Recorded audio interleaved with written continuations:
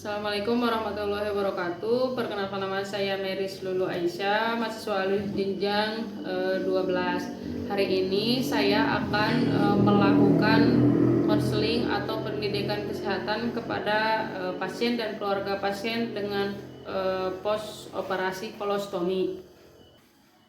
Jadi kenapa? Perkenalkan, nama saya Meris, saya bertugas jaga hari ini dari jam 2 siang sampai jam 9 malam. Boleh tahu dengan keluarga Ibu siapa? Ibu Mira, keluarga dari Ibu Mira ya? Iya, yang kemarin dilakukan operasi kolostomi itu. Ibu sudah tahu belum itu kolostomi itu apa?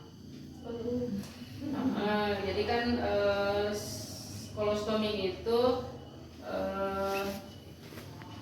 tindakan operasi yang bertujuan untuk membuat sebuah pembukaan atau lubang sebagai jalur pembuangan, karena memang kan kemarin di ususnya ada benjolan, ada tumor, sehingga kan udah beberapa hari tidak ada BAB, tidak ada kentut juga ya gitu. Jadi setelah dilakukan pemeriksaan itu ada tumor dan harus dilakukan pemotongan, dan itu sifatnya permanen, jadi selamanya, karena memang sudah tidak bisa diperbaiki gitu. Nah, di sini saya akan menjelaskan tentang diet untuk pasien kolostomi. Jadi kan baru satu hari kemarin ya. Untuk sekitar 6-8 minggu setelah operasi, pasien disarankan hanya mengkonsumsi makanan yang tawar dan rendah serat gitu, biar yang rendah serat biar tidak BAB-nya tidak sering gitu, tidak sering BAB-nya.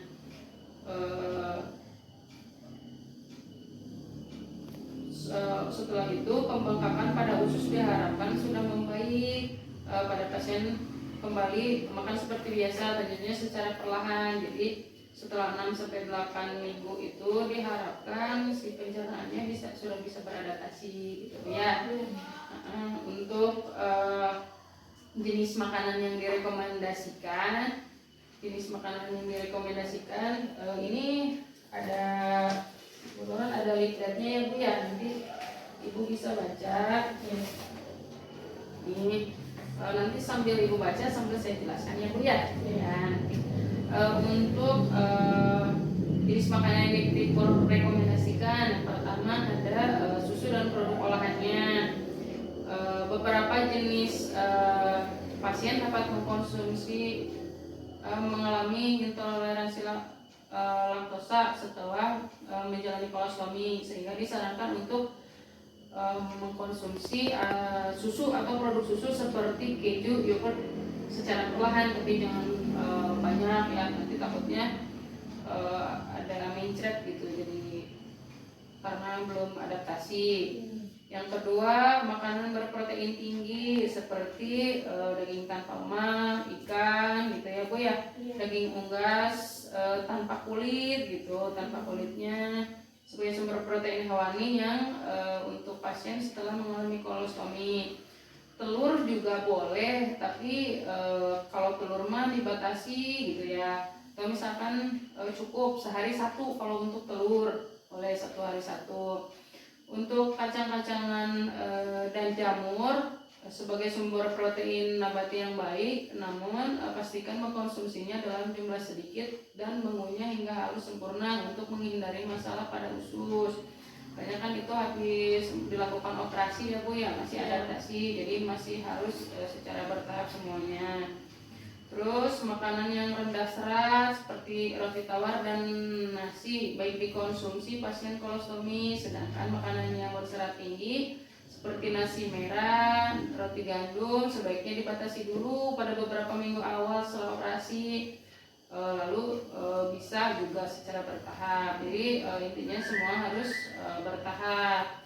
Yang selanjutnya ini ada sayuran Ibu ya, yang ini ya, ini jenis sayuran yang dianjurkan adalah sayuran tanpa kulit dan biji seperti wortel, buncis, tomat yang dikupas, dan salad. sayur-sayuran tersebut harus dimasak sampai matang.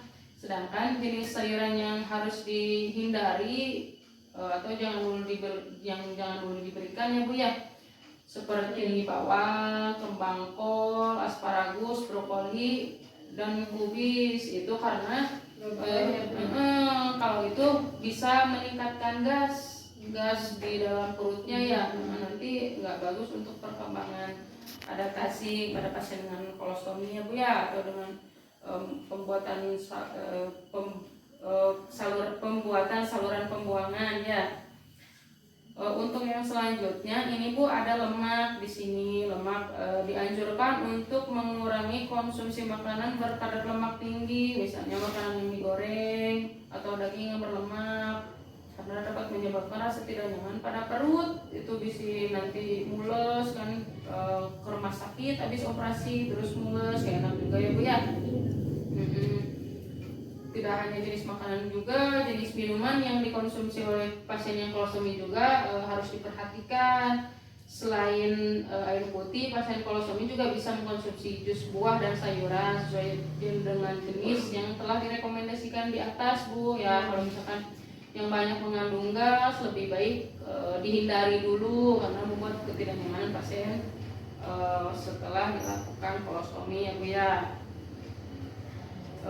Sebaiknya batasi minum yang mengandung kafein. Kalau misalkan si ibunya dulunya suka mengkonsumsi kopi, sekarang mah dikurangi aja dulu ya Bu ya. Soda, kopi bisa menyebabkan gas yang berlebihan pada perutnya. Itu selain membuat tidak nyaman juga bisa menyebabkan gas yang berlebih gitu, menyebabkan ketidaknyamanan. Minuman yang bagus untuk mengembalikan cairan tubuh pasien gitu, kayak yang mengandung minuman yang mengandung elektrolit lah gitu ya Bu ya.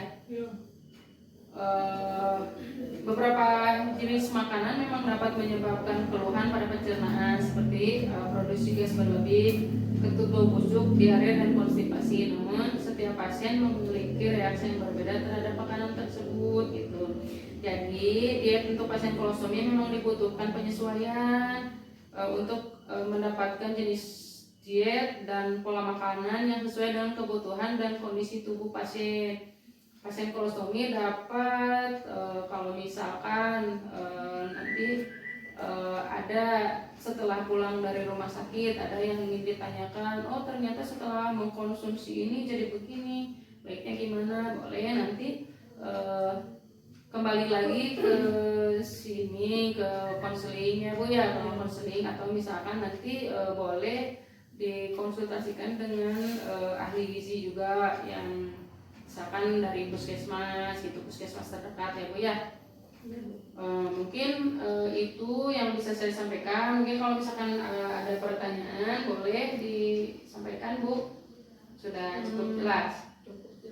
Cukup jelas. Nanti ini leafletnya boleh Ibu bawa pulang, nanti bisa disampaikan ke pasien dan keluarga yang lain juga, karena mungkin kan ya untuk dibaca juga, mungkin kan nanti Ibu takutnya nanti ada keperluan lain kan, tidak selalu 24 jam ya bersama Ibu Mira ya.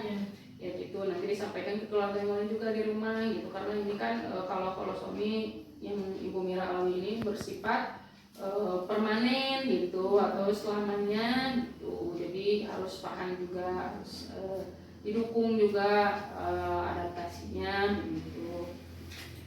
Ya, nanti kalau misalkan ada yang ingin disampaikan lagi, Ibu boleh kesini lagi atau ke petugas gizi di puskesmas terdekat. Ya, pasti ya Bu ya. Sama-sama. Kalau misalkan tidak ada yang ditanyakan, mungkin itu saja ya Bu ya. Terima kasih. Assalamualaikum warahmatullahi wabarakatuh.